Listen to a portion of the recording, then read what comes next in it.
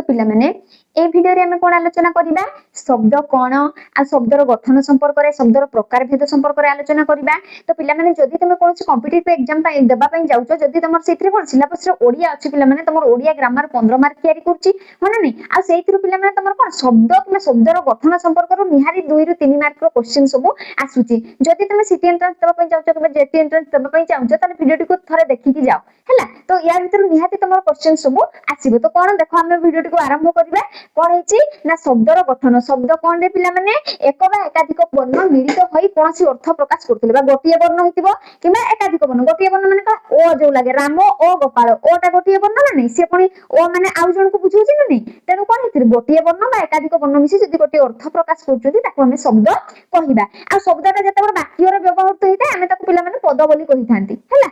केते पद कहिबा जते गोटिए शब्दटा वाक्य रे परिणत हुए ताको हम पद कहिथांती हैला देखो पद कोन तिके जानि थाउ तमे पद में भी क्वेश्चन आसीबो पद होउची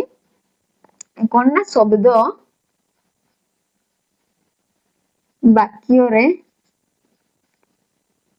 व्यवहृत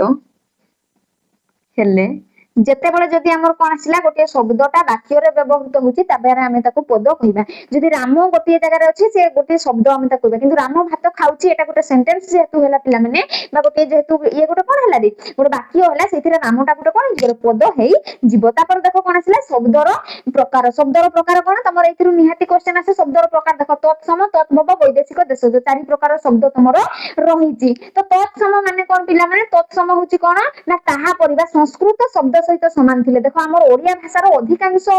जिनिस तमर कोथिरे आसी अछि संस्कृत भाषार आसी अछि तेनु कोन तत्सम शब्द माने कोन ताहा परिबा संस्कृत शब्द सहित समान थिबा पद गुडी को आमे कोन कहिबा तत्सम शब्द बोलिकरी कहिबा तो तत्सम संस्कृत शब्द सहित समान आ उदाहरण स्वरूप नदी आसिला आकाश आसिला देखो अंक आचार्य और संस्कार ए सॉरी संसार एगुडा तमर कोथिरे आसुची एगुडा सब आसुची तमर तत्सम शब्द काहे कि एटा संस्कृत शब्द संगे समान तापर से क्वेश्चन आ गुटे जिंस पचारे कोन तत्भव शब्द कोन संस्कृत शब्दर जात माने संस्कृत सहित एटा समान नुह किंतु संस्कृत पर्या ए कोन संस्कृत रो आसी अछि केमिति आसी अछि देखो जेमते हमर संस्कृत शब्द सहित रहला नदी आमे ताको ओडिया रे नई बोली व्यवहार करचंती संस्कृत शब्द कुपरो वो आसीची सेबडा संस्कृत शब्द हस्तिरो हाथी हैला घृतरो घियो गाभीरो गाई गधरबरु गध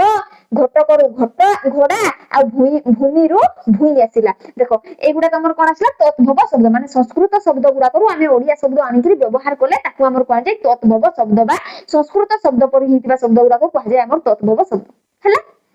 संस्कृत सहित समान थिला हम ताको तत्सम कहिबा उदाहरण एगुडा तुम सब मने रखिथिबो तापर तमर कोन आसी पिला माने देखो देशज शब्द थर्ड नंबर हमर कोन आसिला देशज शब्द जेमते आसिला एक नंबर तत्सम तत्व तापर आसिला देशज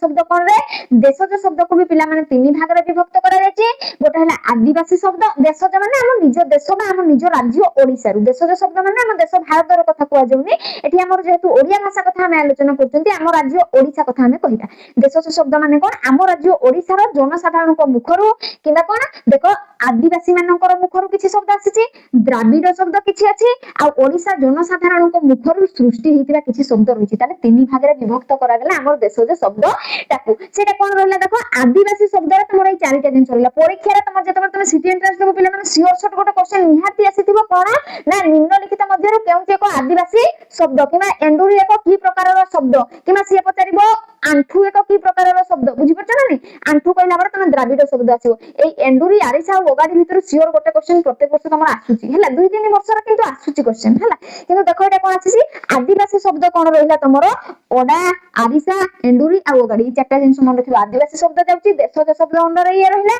तापर तमर कोन रहला द्राविड शब्द कोन रहला पिला माने ओटेई ओरोमा आउ आंठू ये रहला द्राविड शब्द आउ तमर एटा गोटे वेरी इंपोर्टेंट कोटा रहला देखो जनसाधारण को मुखर सृष्टि हमर ओडिसा रा साधारण जनता बा जनसाधारण को मुखर सृष्टि हेतिबा शब्द गुडा को कोन रहला देखो ढिंकी आ कोन रहला ठेकोरा हैला छांचुणी जंताळो हाकुटी आउडा कोन आसला ओखाडुआ आउडा आसला झुमका तो पिला माने ए जिंस गुडा को तमे मन रखिबो ए गुडा तमे कोन गोटा टेबल टे बनै देबो ए टेबल वाइज तमे गोटे पेज रे ही नोट्स टा करके मन रखिबो आ जते माने कोन तमे जे कोन सी एंट्रेंस देबा पई जाउछो जदी तमे ओडिया सिलेबस अछि पिला माने तमे सियोर ए जिंस गुडा को थरा पढी के जाओ। ଦେଖ ଆମର ଭାରତ ବର୍ଷକୁ ସାଧାରଣତଃ କଣ ବିଦେଶୀ ଶକ୍ତି ମାନେ ଆସିକି ଶାସନ କରୁଥିଲେ ଆମେ ଜାଣିଛନ୍ତି ତ କଣ ଆମର ଓଡିଶାକୁ ମଧ୍ୟ ଶାସନ କରିଥିଲେ ହଁ ନା ନାଇଁ ତ ଯୋଉ ବିଦେଶୀ ମାନେ ଥିଲେ ସେମାନେ କିଛି ନା କିଛି ଆମର କଣ ଭାଷା ସେମାନେ ଯେତେବେଳେ ପ୍ରୟୋଗ କରୁଥିଲେ ଆମର ଓଡିଶାର ଜନସାଧାରଣ ସେଇ ଭାଷାକୁ ରଖିଛନ୍ତି ହଁ ନା ନାଇଁ ତାକୁ ବ୍ୟବହାର କରିଛନ୍ତି ତ ସେଇ ଜିନିଷ ଗୁଡାକ ଆମର କଣ ରହିଲା ଦେଖ ପର୍ତ୍ତୁଗୀଜ ଜାବନିକ ପାରସିକ ତୁର୍କୀ ଆଉ ଇଂରାଜୀ ଏମିତି କଣ ଏଗୁଡା ସବୁ ଆମର ବୈଦେଶିକ ଶବ୍ଦ ବିଦେଶୀ ମାନଙ୍କ ଦ୍ଵାରା ବ୍ୟବହୃତ ହେଇଥିବା